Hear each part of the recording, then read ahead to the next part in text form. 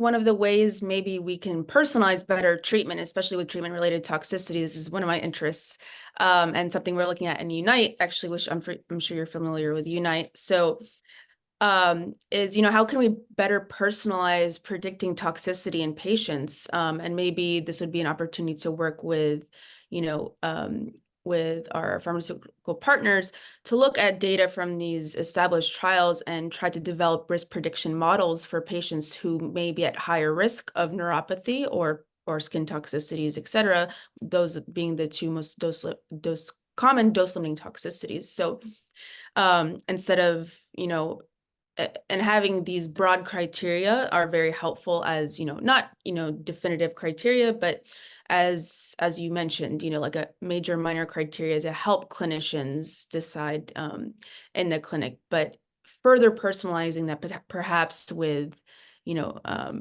risk prediction models that would obviously involve a lot more perspective data, et cetera. And in the meantime, and Unite as well will be presenting some data at ESMO, looking at efficacy of EV in specific populations that are addressed in these criteria. So people with, hemoglobin A1, uncontrolled diabetes, and then people with baseline neuropathy. So that'll be interesting to see since they were excluded from the trial. So, how do you envision future research? Again, so this is addressing current gaps in understanding this EVITA population. So in addition to these patients who, we'll examine retrospectively in the real world data, what other ways do you think we can try to, understand how well the drug works in these patients? Well, definitely kudos to the what you are doing at the Unite, leading the Unite trial. And this data coming from the real world are definitely going to help us to fine-tuning, to really identify the patient population positive for EVITA and probably patients that are not the best one in terms of the expected toxicities for receiving enfortumab vedotin either as a single agent or in combination with pembrolizumab, Another thing that I think it is important coming from the EVITA criteria to trying to identify this population, I'm wondering if you agree with me, but what I can see is that nobody is brave enough to compare their drug or their combination against EV-Pembro because of the high activity of EV-Pembro. So we will not have any prospective phase 2, phase 3 trial comparing EV-Pembro against any other thing, The beta population to identify a percentage of patients in the first line, well, maybe open the door for probably less active, but better tolerated drugs or combos that may fit to this unmet need that we may have for those patients that are not suitable to receive enfortumab vedotin and pembro. So in terms of development, this is good to have this criteria to identify this poor proportion of patients, poor population, not candidate to receive the ideal systemic standard of care. So this is why it is important. Talking about the future, well, I think this is also a very good for our colleagues in the community setting, because colleagues in the community setting, without the experience that you have dealing with enfortumab vedotin, well, probably they need fixed rules to identify patients in which, well, the toxicity can be an issue. And you have experience with the drug, you can see that the neuropathy can condition the quality of life of the patient. You know that skin toxicity may be severe in probably less than 10%, but severe in this 10% of the patients. And of course, the control of the glucose.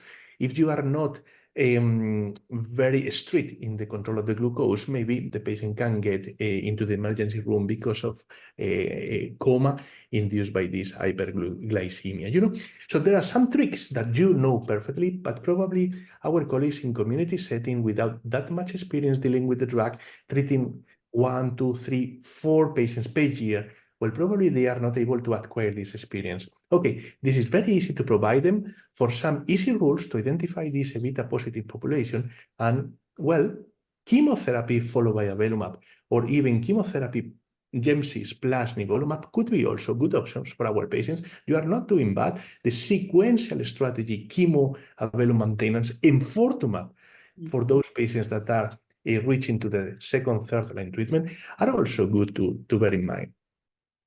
Yeah. Yeah, that's definitely important as we, as we select therapies for patients and keeping in mind the toxicity and the quality of life. I agree with you, especially with, community practitioners who may not be specialized like you and I, seeing only bladder, kidney, prostate, testicular, et cetera, since EV is not approved in other cancers at this time. So, the more Amanda, guidance we provide, I don't know. I don't know if you know the exact figures, but how many centers participated in the Unite study? How it's many? right now it's 17 sites. 17. All US sites, yes. 17. Yeah, 17. How Yeah. many patients were treated with enfortumab? So all of the patients that were included in the study were treated with enfortumab. I think we're up to 800 patients in the database. 800 in 17 sites?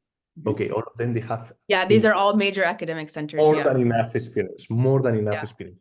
Yeah. But at least in a country like Spain and probably the community centers in the US, the access to enfortumab is not that easy. It's not that wide, and probably conditioned because of the economy, because of the cost of the drug, and also conditioned because of the lack of experience of the physicians. Well, in the majority of the sites in Spain, the experience is no more than 1 up to 4 patients per center. So that's not enough to be considered experts in dealing with the toxicity of enfortumab. Yeah.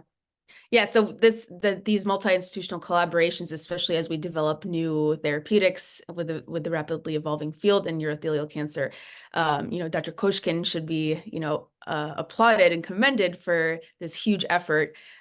We've been able to gather a lot of data and help complement the data coming out of the clinical trials. And so especially with the toxicity, it's a little bit, tougher to do with retrospective data, but in the absence of other data, especially in these special populations that were excluded from the clinical trial, can be helpful to augment that.